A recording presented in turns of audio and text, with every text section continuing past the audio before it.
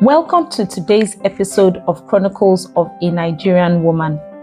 On today's episode, I'm going to be reading Tiwatope's story. My story sounds like a tale from a movie, but it really happened to me. I met Funsho when I was 34. I had a great job as a manager at a health management organization. He was an administrator at one of the hospitals that was trying to come on board with us.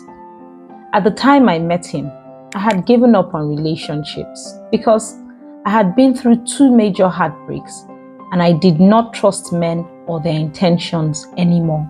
I was not anticipating any, nor was I interested in finding one. We had a couple of meetings in the office to discuss work, and when we finally reached a successful outcome, he asked that we have one more meeting over lunch. He brought me a gift, and that was how we became friends. We would meet up for lunch from time to time outside work and just talk. I enjoyed his company, and when he made it clear that he wanted to take things further, I told him I was not really interested and that I would prefer that we just remain friends. So we did. But our friendship was very close. We spoke every day and we met up at least once a week. And he even introduced me to his family. I, on the other hand, did not introduce him to anybody. He met my younger sister once when he came to my place, but that was it. About 7 months into our friendship or situationship, I'm not really sure what to call it, was when I met Eric. He was on the queue behind me in the supermarket and offered to pay for my items. Actually, he insisted because I told him not to bother. But I had to let him because we were holding up the line. We exchanged numbers after that and started talking. I'm not naive, so I knew what he wanted. But like I said, I was not emotionally vested or hopeful about any of the relationships. Eric and I started meeting up at weekends too. I always made sure to plan the timing so that he and Funsho did not meet.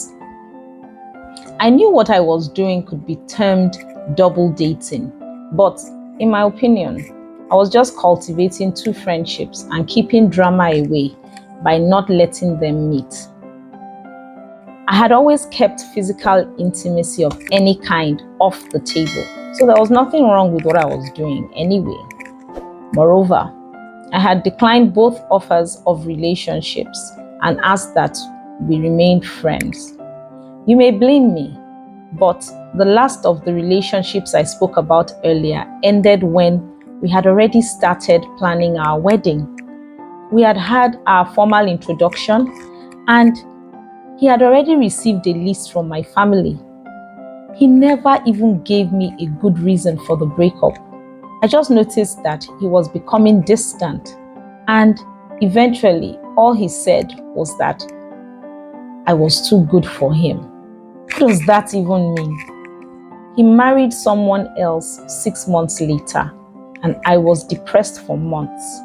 I almost lost my mind, and I had to take 4 weeks leave of absence from work to get some medical attention so that I could function.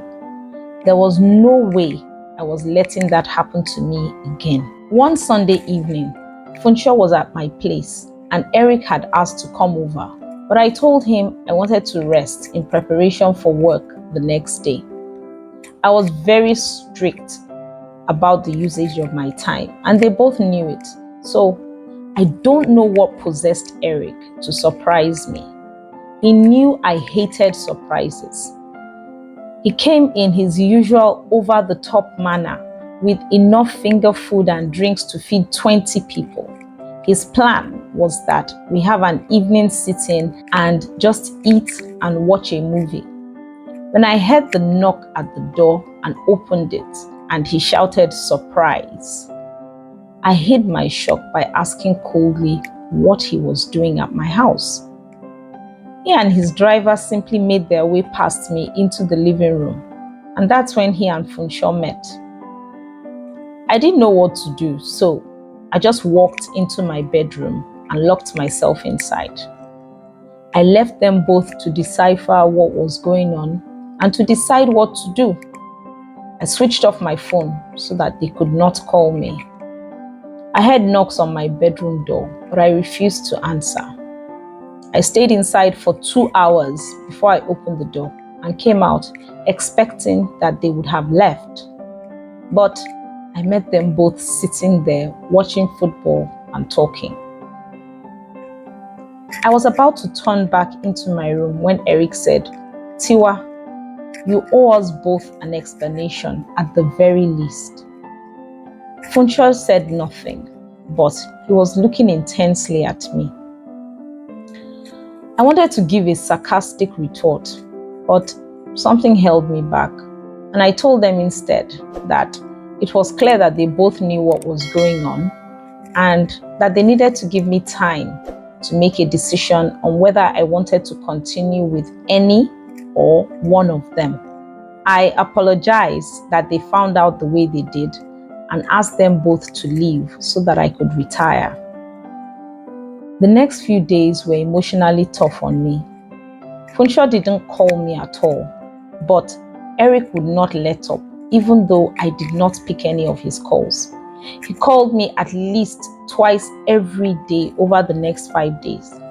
He was that kind of person, and I believe that was why he was such a successful businessman. He was consistently persistent and never took no for an answer. On the other hand, I understood Funsho well. He was giving me space.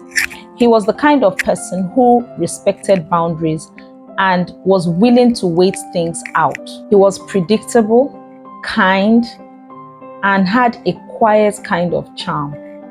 Eric was fun and spontaneous and the kind of person who would protect his own with everything he had. I like them both in different ways, and letting go of either of them would be hard, but I think this was God's way of compensating me for what I had been through. Now, I had two guys who were willing to wait for me to choose one of them. It felt surreal. After 5 days, I had made up my mind. When Eric called me that evening, I picked his call. He almost wasn't expecting me to. I apologized again that he had to find out about Funsho the way he did. I liked him and appreciated him as a person, but I had decided not to go ahead with our relationship. Not one to give up without a fight. He asked if we could meet up over the weekend to talk about it, and I agreed. It was the least I could do. I called Funsho that night, and I appreciated him for being patient with me and respecting me enough to give me room to make my decision without pressure. It was what I loved about him.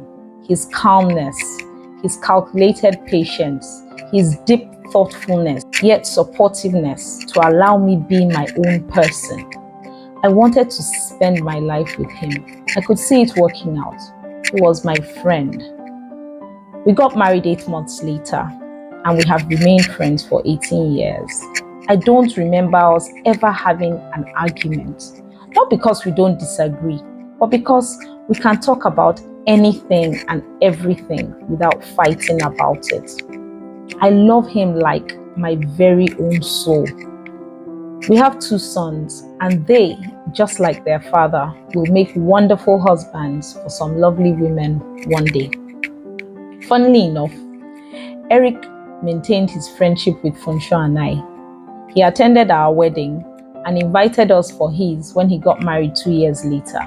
His wife, Roti, told me when I met her that he spoke about me often, and so she was glad to finally meet the superwoman who gave him a run for his time. We have all remained good friends.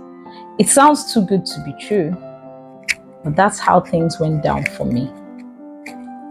What do you think about Tiwatope's story? Please share your comments about Tiwatope's story in the comments below. Remember to like this video, to share it with somebody who will find it interesting, and definitely remember to subscribe to my channel. Till I come your way again next time. Ciao!